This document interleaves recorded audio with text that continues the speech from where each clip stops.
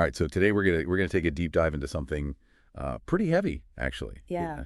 When we hear about gold, we think of, you know, beautiful jewelry and maybe even like Olympic Mhm. medals and things like that. But there's a Whole whole other side to it. yeah, there's a whole other side to it, and we were really struck by this story that came out of South Africa recently in Stilfontein. Mm-hmm. Um, it's this illegal gold mine that Mm. collapsed, and they think there could be over 100 people trapped inside. Yeah, it's a horrifying situation. I mean, it really Mm. brings to light the dangers of, The human cost, yeah. yeah, the human cost of this industry that often operates, in the shadows. And it kind of begs the question, like, what would lead people to work in conditions that are so clearly so dangerous? Yeah, what drives people to that level of risk? Right. It's interesting because when we see these headlines, it's easy to think of it as an isolated incident. Hmm.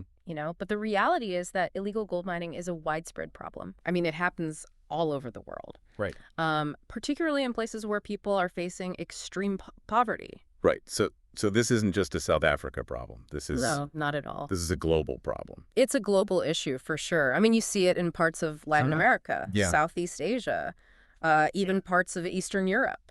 So what is it about those regions that sort of makes them Well, I think a big part of it is the lack of economic opportunities. okay? When people are desperate to provide for themselves and their families, they may be willing to take risks that they wouldn't otherwise consider. Yeah. Yeah, I mean, if you You're right. if you're That's if you're right. really struggling to survive, I mean, it's easy for us to sit here and judge, but Right. We're not in their shoes. yeah, and the report we have from CBS News, it really paints a picture of just how bad the conditions are inside these mines. Oh, yeah. It's not just the fear of a collapse, which Yeah. obviously is a huge Yeah, that's the most immediate danger, of course. right, but it's also like the air quality. Lack of ventilation. Yeah, and then they're using Primitive tools. Yeah. Exactly. Exposed to, Chemicals. mercury cyanide, all sorts of things. so it's like it's a recipe for disaster, both in the short term and the long term. Yeah, absolutely. It's incredibly damaging to their health. Right. And so we have all this happening, and then on the other side of it, you have this global demand for gold. Yeah, that's the other piece of the puzzle, right? I mean, the Yeah. demand just keeps growing, especially with the rise of electronics, all these gadgets. Right. They use gold in their components. Yeah. And so that demand fuels this whole cycle of illegal mining because it creates a market where people are willing to take huge risks for a tiny sliver of the profits. And it's almost like we're unknowingly complicit in this. In a way, yeah. I mean, Like, our wow. demand for these products indirectly contributes Yeah. to the problem. We benefit from it. Yeah. But then these people are the ones, Bearing the costs. yeah, they're the ones paying the real price. Yeah. It's a pretty depressing thought, Yeah. but Yeah. I do wonder, is there any hope here? Well, I don't think it's all doom and gloom. Okay. There are organizations out there working to address this issue, from different angles. Okay, so what are they doing? For example, some are promoting fair trade gold.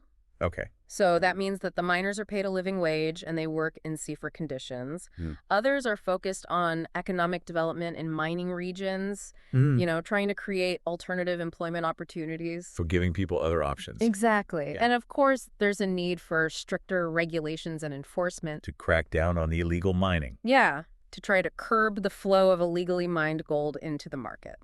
So it sounds like it's going to take a pretty multi-pronged approach. Yeah, it's a complex problem. It's not going to be a quick fix. But I think by addressing both the economic desperation that drives people to mining and the demand side of the equation, we can start to make a difference. So maybe just being more aware of where our gold comes from. Yeah, I think that's a great place to start as consumers. Yeah. Just think about the choices you make. Right. And how those choices might be impacting the lives of people halfway around the world. Yeah, because they're all connected. It is all connected. It really is. Yeah. And as you go about your day, think about this. Like, how can we break this cycle? Mm-hmm. This cycle of exploitation that fuels illegal mining.